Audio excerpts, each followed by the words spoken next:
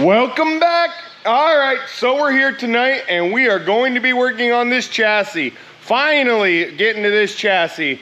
It's been here, it should have been done now and it should have been gone, but I think all my kids are super sick and it's been that way for like 2 weeks. Now I'm getting it, so I haven't been out here as much as I should have been.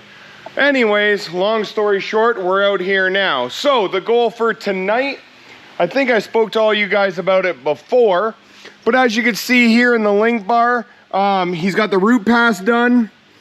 So we need to do a cap pass on all four, or both ends of all 4 bars. Also, we have the panhard bar here that goes in on this angle. Same thing to that bar. And then if we go over here and we look at, let me crawl underneath, there we go. We look at these welds here on these brackets. They're not that great.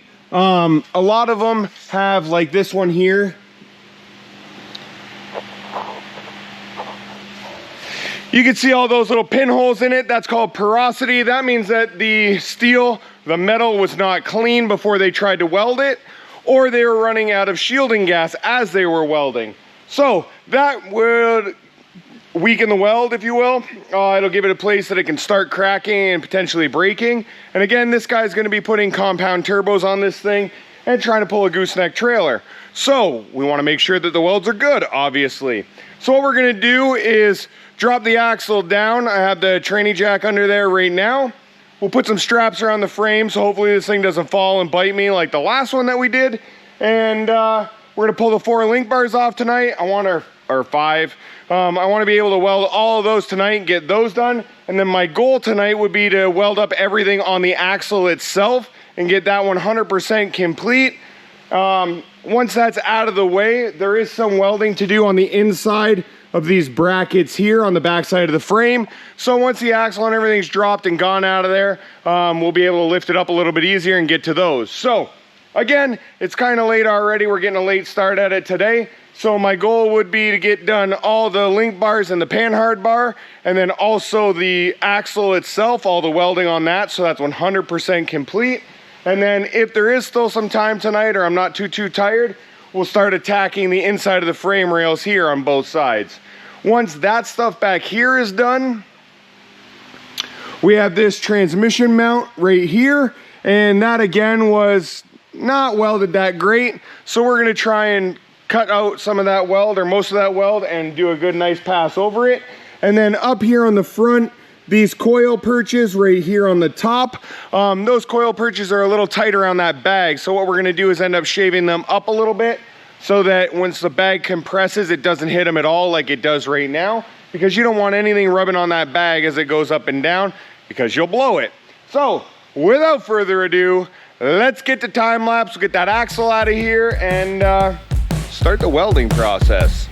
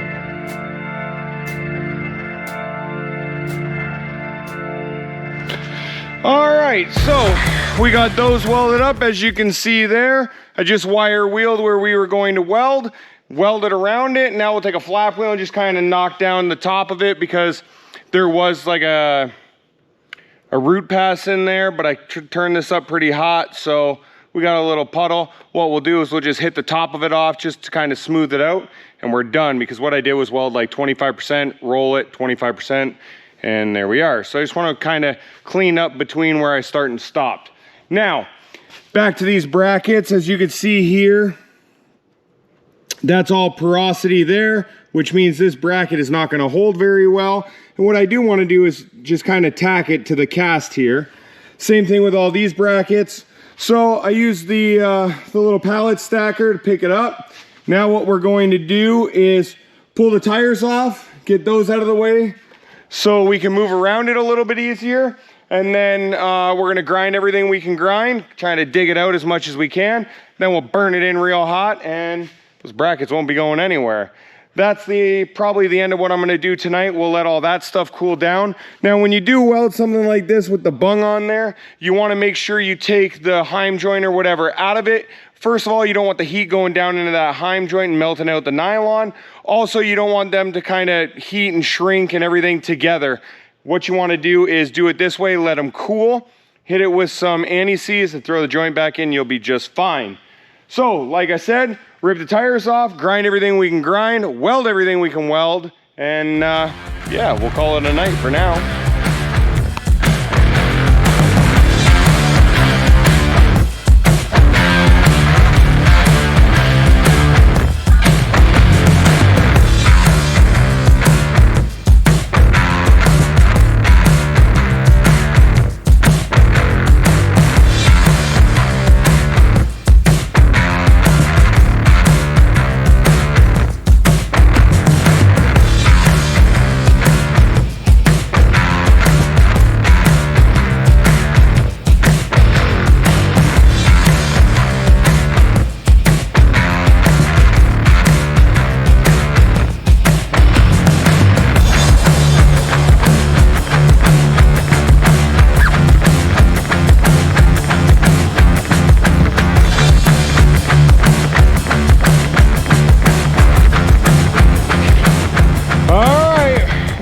Everything on there welded. I got 2 passes on everything, so we got a real good hot core pass or a root pass, and then we did a nice cap pass on top.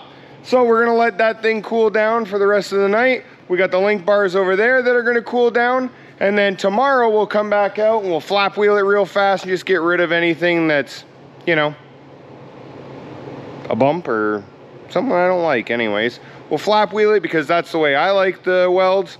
I know a lot of guys don't do it that way, but that's the way I like it, so that's what I do. We're gonna hit it with a flap wheel on this stuff. We'll hit the link bars with flap wheels over there. Then that's completely finished. Now, let's go over here real quick. We'll take a look at the frame. So what they did was they had to cut this half circle into the frame and they welded a piece of pipe, but as you can see, it's kind of rough. So we're gonna take a grinder in here, flap wheel, and we're gonna clean that up. Next thing he wants me to do is run another pass on all of these welds here. Some of them are a little ugly, but hey, it is what it is. Now, if we come underneath, you can see here what they did was the pipe kind of pokes through this inside reinforcement plate and the bag hits it. So what I need to do is come back in here and cut this pipe off just on the inside of this so we can weld in the gap there. And then what he wants done, here's a template here, but you'll get the idea. So he wants to add another full plate on the inside, kind of like this. Let me sneak back there, like that. So it's gonna weld all the way up. Hang on.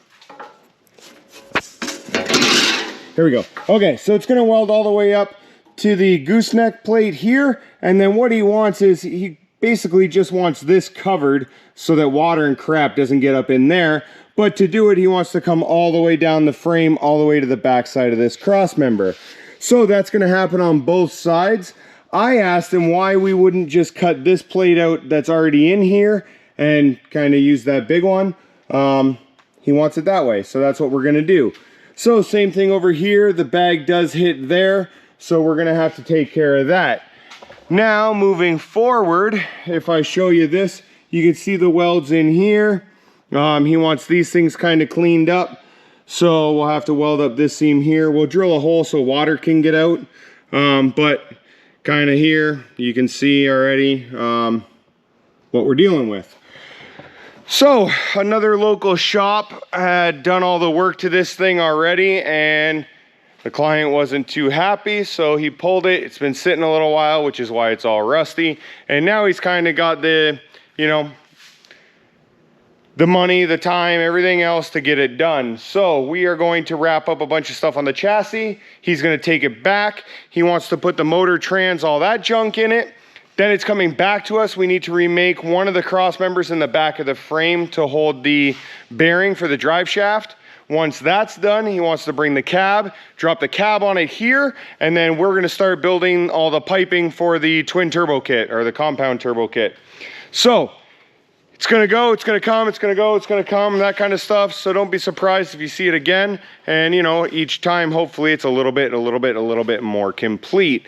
I do believe what his plan was to get all this stuff kind of done. This is the hardcore stuff that's on the chassis. And then he's gonna take the chassis out, get it all sandblasted, painted, and all that junk. So hopefully the next time you see it, it's a little more pretty. But yeah.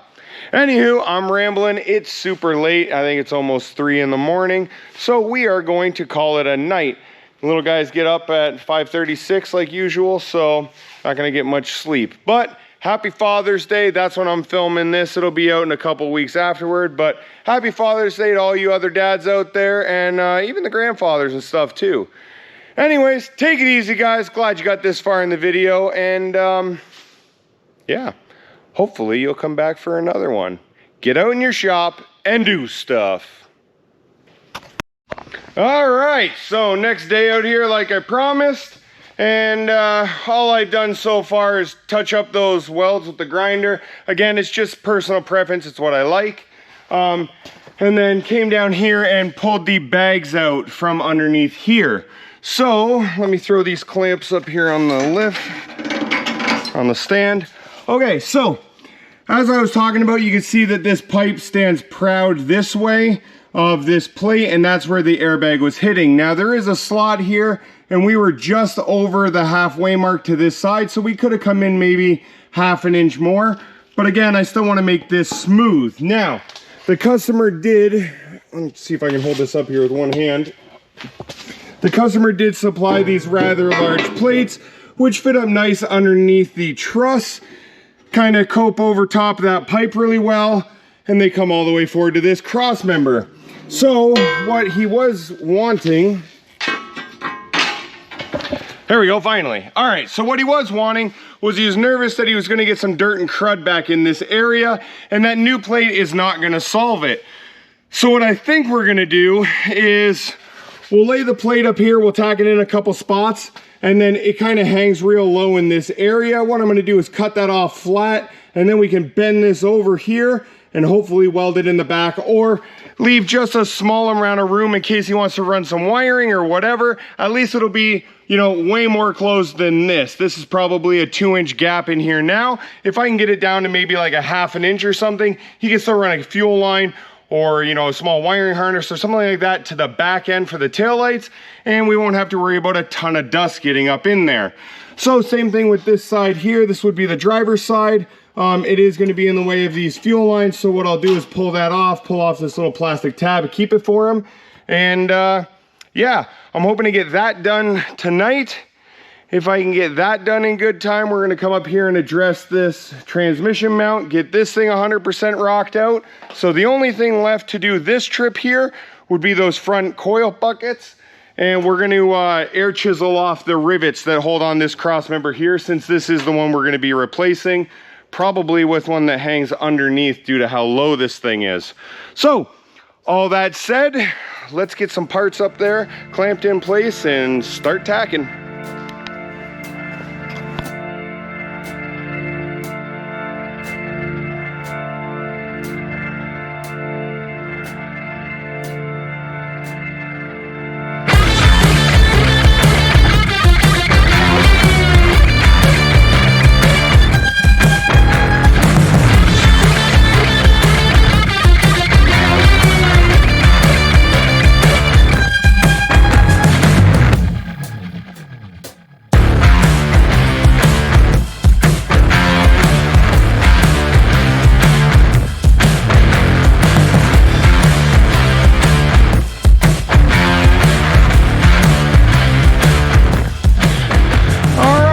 So as you can see, we just wire wheeled all this lower area here. I wire wheeled the top there and there on each side of the coil bucket. So what we're gonna do now is tack this thing in place.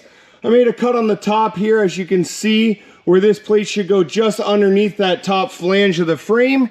And then we cut the bottom the same thing, just so it'll go over. Now, that inside plate, as you can see, lines up right there. I put a little notch here. So once we are cut, the plan is to just beat on this with a large soft face hammer and kind of collapse that backward. It'll roll right around that inside plate, and we're gonna weld the two of those together. So, all that to say, now it's time to tack it and start hammering that sucker back.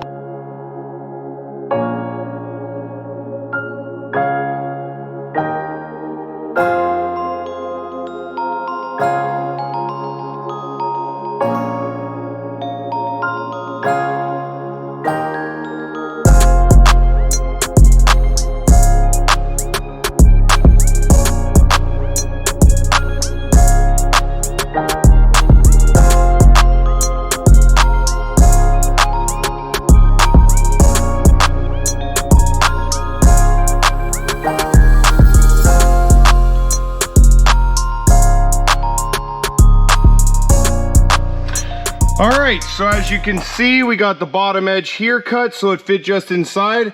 Again, I gave it a little bit of a cut here just to score with the zip wheel, and that tells the metal, hey, I want you to bend there. So what we did was use a clamp, tighten that up a little bit, tack there. We got a decent weld here, a decent weld here, and again, this side where we just did the same thing. Put a score in it to tell it we want it to bend, all the way back to this little bump out. Now, as you can see up, can you see it behind me there? Yeah, up there. That's the old plate, or the second plate, like this one here. So we are going to weld this outside one to the inside one, and yeah, we're gonna make this thing super strong. So, without further ado, let's get out the welder and let's burn this thing in. I wanna get at least one side done right now.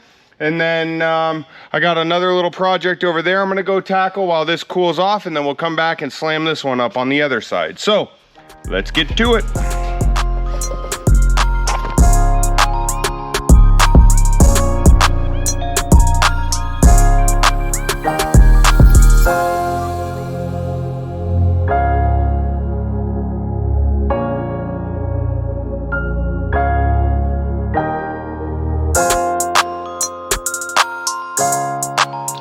So we were able to get this thing welded in, other than this one spot right here on the top. There's a little triangle, so what we're gonna do is cut a little piece of plate, and we'll put a little piece of plate up there. I just don't wanna smash it in that far. So this is what we got. I welded up that little seam that we got there, and then we'll zoom in all the way around.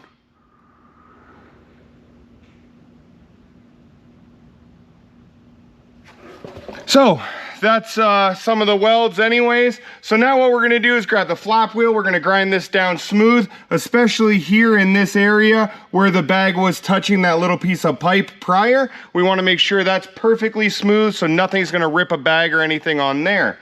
So let's grab the flap wheel, we'll trim this all up, and then we'll move over to the other side. Once we're all done, I'll lower it down and we'll fill in this little cubby right here, like I said, with a little piece of plate. So let's grab a flap wheel and a tack.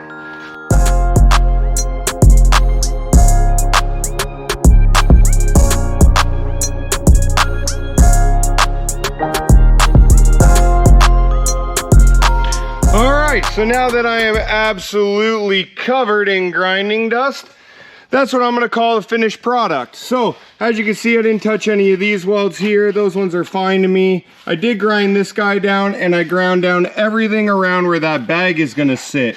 I also cleaned up this radius here, but I'm not gonna do a whole bunch in here. Again, this thing's sitting down on the ground, and yeah, it's a usable truck. It's not going to concourse or something like that. He's actually gonna be towing trailers and doing all kinds of stuff with it. So, that, in my opinion, is fine. I will review it with him before I, kick it out the door. If he wants me to fill it and kind of tidy it up a bit, I will, but in my opinion, there's no need. So, it's the exact same thing that we're gonna do on this side. Let me swing the light around there.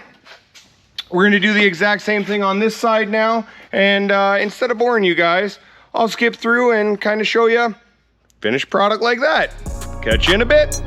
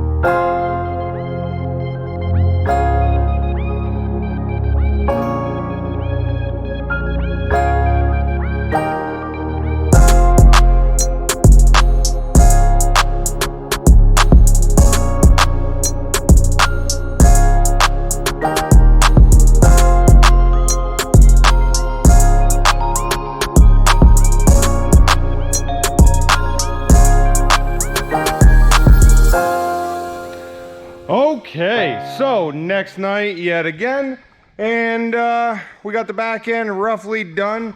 I can show you what we got back here.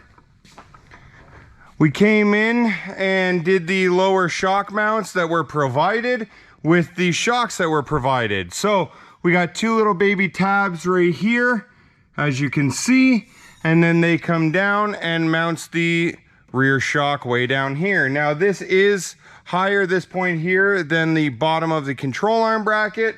They do hang way low in my opinion, and I would have liked to have a shorter shock and have it tucked up some, but this is what the customer has and that's what they wanted to use. So all that we have left to do currently is modify this front end. Now these control arms, like I mentioned, are God only knows what brand, and they are not that great. So what happens is the bag kind of over articulates and it tries to pull the bag off of the lower mount here. So what I did was make a little spacer. Let me bring you right back. Oh, here it is. Okay. So I made a little spacer here, and what that is it gives you a spot right here, this big hole to get the airline on, and then the little baby hole is where the top of the bag is going to mount through the center stud.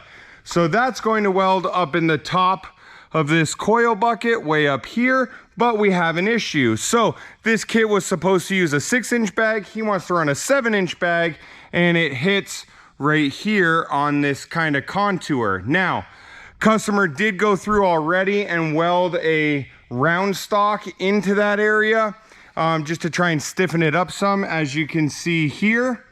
So now it's going to be a lot harder to bend that than if that stock wasn't there, obviously. So we're going to heat it up with the torches, get it red hot, and we are going to beat the living junk out of this thing with a hammer and try to bend it between these two marks here and here. And that's going to alleviate where it's hitting. You can see where the bag here is perfectly clean, and that should alleviate that issue. We are going to try it on the driver's side first. If I can get something I'm happy with that's not too close to the steering, etc., we will go ahead and jump to the passenger side. If I cannot get something that I'm happy with, we are going to go through and cut this round stock that he welded in back out, modify all that, and then try to reinforce it that way. I'm really hoping that's not what we have to do, but time will tell. So in order for me to get a good swing on this, I really want to take all this junk off. I'd like to take the entire knuckle and everything right out of the way, and I'd like to pull this outer tie rod, which will allow this tie rod here to flip straight down and get it out of the way of the area that we need to heat and bend.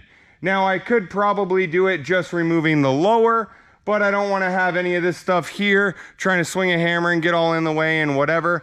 I personally think it's just going to be faster to pull the 4 or 6 bolts, get that stuff right out of the way, and then we have nothing to fight around. So without further ado, like usual, let's throw it to a time lapse. We'll get this stuff out of the way. I'll bring you back real quick without all that junk in the way, and just real quick go over what we're going to do. I'll show you the big old hammer we're going to be using, and let's get to whacking. It's getting late.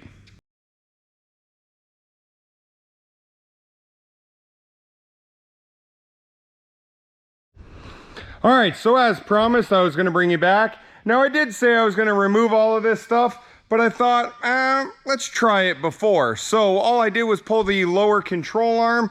Like I said, I took the steering here and just swung it down, and now that's really out of our way for where we need to swing here.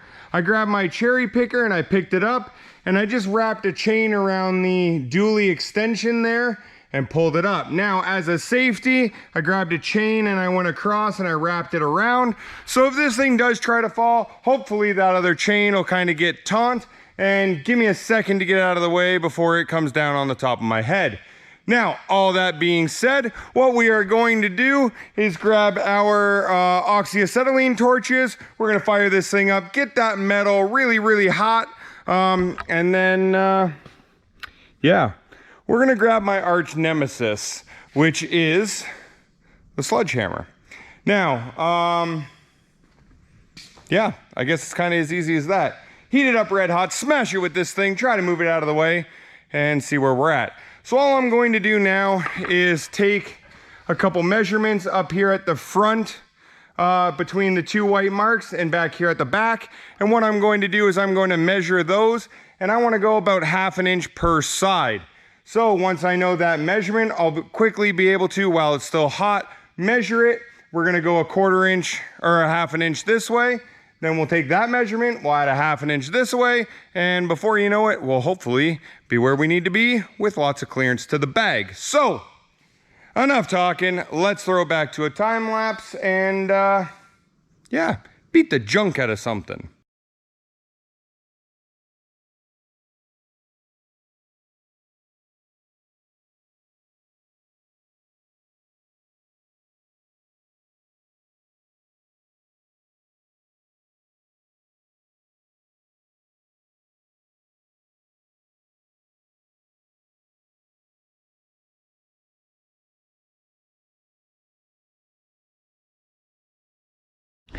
All right, so as you can see, what we did was heat up this area here, bash it this way and bash it this way. You can see kind of this side, you can see where the hammer hit there and kind of dented the metal, but that's okay. So what it did was it moved over that 1/2 inch that we wanted, and yeah, we'll wait for this sucker to cool down a little bit. We'll throw the bag back in it, make sure we're on the right path. All right, so let's take a peek. I got the bag back in, and as you can see, now we have all kinds of space right here.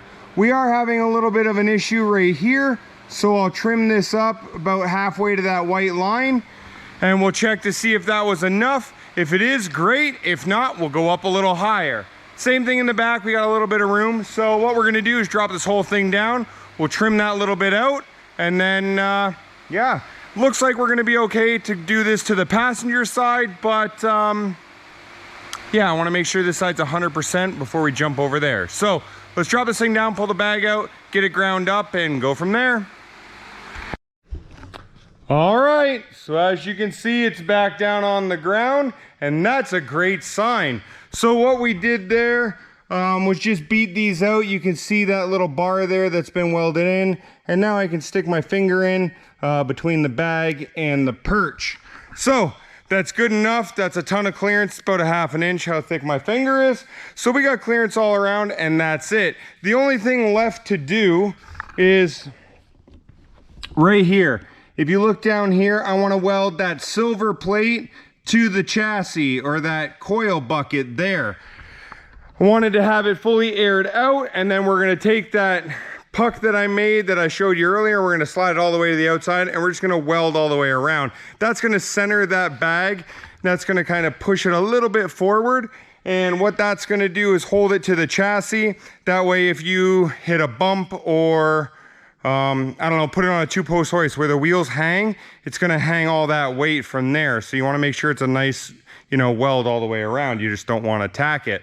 So that's all that we have left to do, and that's why it's down on the ground. What we'll do now is tack it, or weld it, I mean, and that's it. It's ready to go. So this thing, like I said, is going to go back to the client. He wants to take it, have the whole thing sandblasted, powder coated, and then he's going to put the cab and the motor and trans back in it. It's gonna come back here for a bunch of turbo plumbing and a bunch of other stuff, but we can't do that stuff until all the other stuff is bolted to it. So once all that stuff is on, it's coming back for a cross member in the back that's gonna hold that drive shaft carrier bearing and turbo kit stuff. So you'll see this thing again, but I don't know how long it'll be until it comes back. So yeah, we'll say sayonara for now, but again, you will see it. Next thing on the to-do list is I want to get back on that trailer. I want to finish up the fenders on it, get the thing sandblasted and painted so it looks all nice. And then we got all kinds of wiring to do for all those extra lights we're going to be adding. Now, there is a new project, a big project here in the shop on that side, and that's why you will not be seeing the camera turned that way for a little while. We are not ready to unveil that thing just yet, but stay tuned. I guarantee it's something that you have not seen before. So I appreciate you getting this far, and yeah, hopefully you'll come back for another video. We're gonna throw this one out to P2M, Phase 2 Motor Trend. Those guys are absolutely incredible. They do a lot of import stuff, from suspensions to floor mats to air fresheners to plumbing in the front for your engine bay. They do all kinds of stuff. They're the ones who actually hooked us up with a lot of the suspension components on the 06 Mustang. They're breaking into the Mustang scene, and that's why we came along. Anyways, make sure you head over to P2M. That's their banner over there, and tell them 710 sent you, because those guys are absolutely incredible to deal with. So, without further ado, have yourself a great night. Get out in your shop and do stuff.